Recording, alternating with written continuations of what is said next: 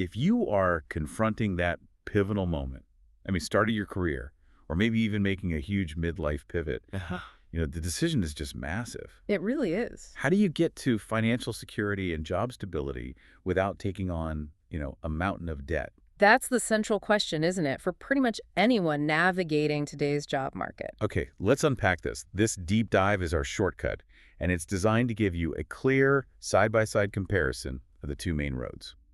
The skilled trades versus the traditional four-year college degree. Exactly. So on the trade side, we are looking at these really high-demand roles, things that are essential to the economy. You mean like HVAC technicians, field service engineers? Yes, and even new roles like battery technicians, plus the ones we always need, like plumbers and electricians. Right.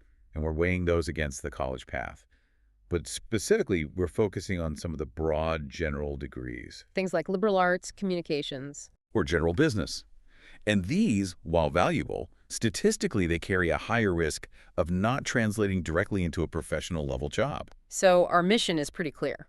It is. We analyze 4 key factors: time and cost, earning potential, job stability, and the unique benefits to give you the complete data set for your decision. What's fascinating here is understanding why this choice is so polarized right now. The pressure to get a degree is still immense, but the financial stakes are just higher than they've ever been. The information overload is a real problem. It makes it so hard to weigh the short-term benefit of, say, a quick entry into the workforce against the perceived long-term prestige of a diploma. Absolutely. And just to be clear, we're not here to crown a winner. No. We're just synthesizing the data drawn from the sources so you can make the decision that fits your specific financial goals and, importantly, your preferred learning style. Let's start with that immediate barrier to entry: the time and cost it takes just to get that first credential. Good place to start. When we look at the trades, the whole training structure seems designed for efficiency. You've got options like focused trade schools, but the real game changer is the prevalence of paid apprenticeships. And military vocational programs, too. Yes, exactly. And the duration is the key difference, right? We're talking about months, not years, to gain a basic certification or get into a structured apprenticeship. Months, not years. In fact, a lot of these specialized trade programs, they require maybe 6 to 18 months of initial training. And then what? And then it's followed by paid-on-the-job mentorship. And that speed, that directly translates into a huge financial advantage. We're talking significantly lower cost, maybe near total debt avoidance. And maybe most importantly, You're earning income while you learn. In an apprenticeship, you are building skills and accumulating capital at the same time. contrast that with the default college path. You are looking at a minimum of 4 years of full-time dedication. A minimum. And we really need to talk about the primary cost factor: high debt. It's the elephant in the room. It is. You are deferring 4 or more years of earning potential, which is a huge opportunity cost. And you're accumulating debt that, for the average graduate, is now often, what, over $30,000? At least. And that impacts your monthly cash flow, your ability to save, every major life goal for years to come. It's a huge commitment with an increasingly volatile return on investment, which brings us to the market reality. Right. If we connect this divergence in training to the bigger picture, the market reality is this: the trades offer a workforce with inherent stability. Inherent stability. I like that. The demand is not only high, it's localized and it's essential. Yeah. When infrastructure fails or a system needs maintenance, it doesn't matter if it's a standard electrician fixing a house. Or that new battery technician you mentioned maintaining a major solar farm. That work can't be outsourced or easily automated away. The sources consistently underscore this stability. These roles are just foundational to how we live. They're less susceptible to major economic downturns. Because people still need working infrastructure in a recession. It's truly, well, it's recession-proof work. And this is where we need to highlight those newer specialized trades you brought up. Okay. Take the battery technician. This isn't just a mechanic role. This is a person trained to service and maintain complex lithium-ion systems.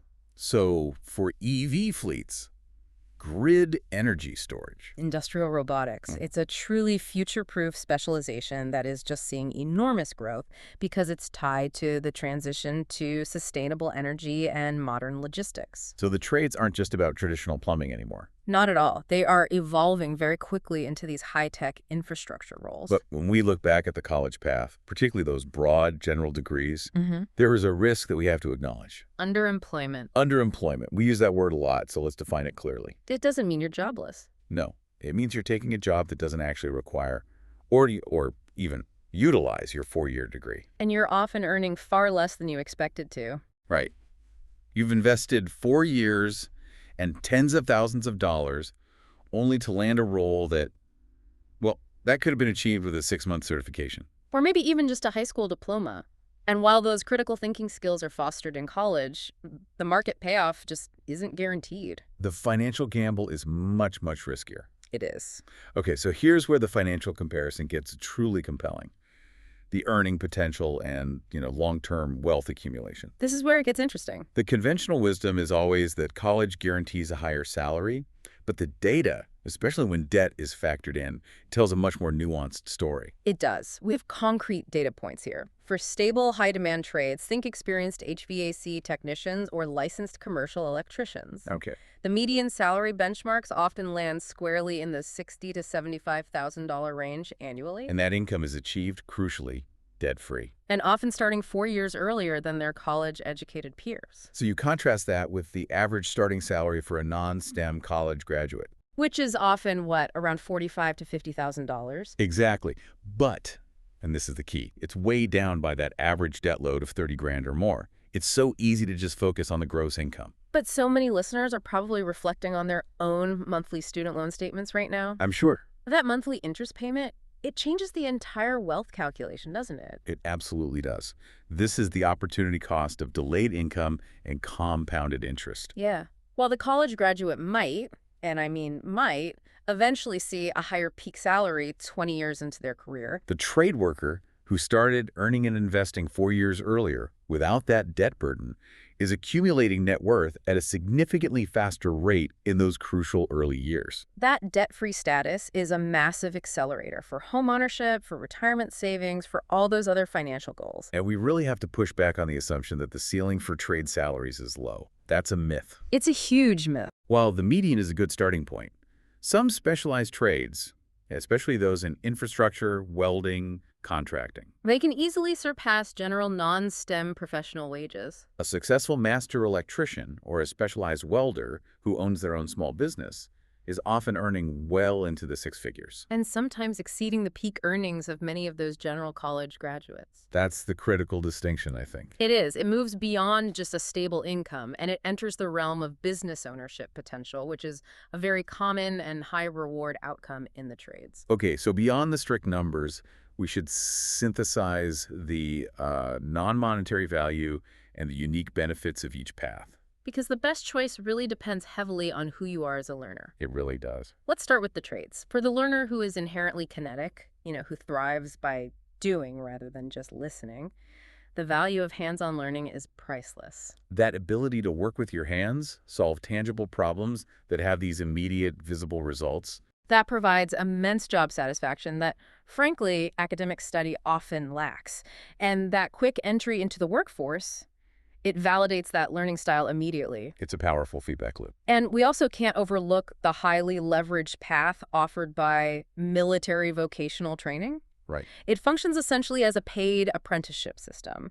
It offers specialized, transferable skills in fields like aviation maintenance or advanced electronics. And then it bundles in significant benefits, like the GI Bill. The GI Bill, structured education credits to be used later. It offers skill acquisition, guaranteed income, and then a path to transition, often debt-free, into civilian life. That model provides incredible leverage for skill acquisition and financial security all at the same time. It does. But let's ensure balance here. We have to acknowledge the core, undeniable value of the traditional 4-year degree. Of course. College provides a broader education. It exposes you to diverse subjects, critical theories, different viewpoints. And that fosters adaptive critical thinking skills that are highly valuable across all sectors. Theoretically, if you realize 5 years into your career you no longer enjoyed, say, field service engineering, Right.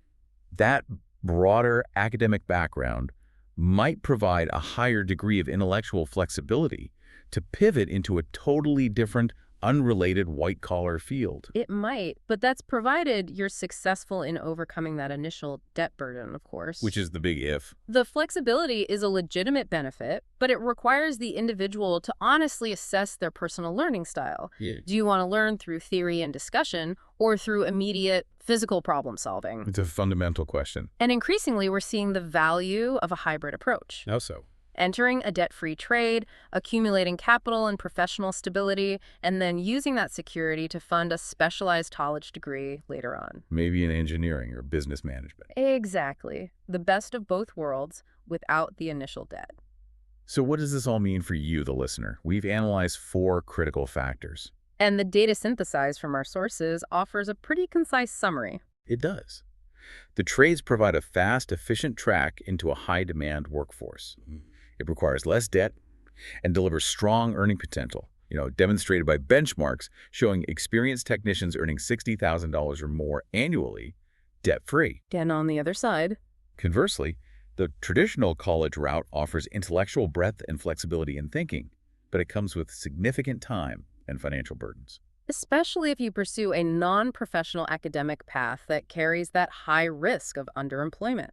So the best path, it really hinges entirely on your personal tolerance for debt, your desired timeline for stability. And whether your ambition is satisfied by hands-on mastery or broad academic exploration. Well said. This raises, I think, the most provocative question every potential student needs to consider before making a choice. Okay, what is it? When we talk about the financial reality, we aren't just comparing gross salaries.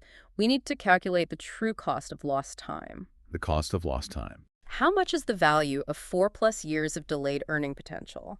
That compounding interest and lost retirement savings, plus the accrued student debt and its associated interest. How much is all of that truly worth? Wow.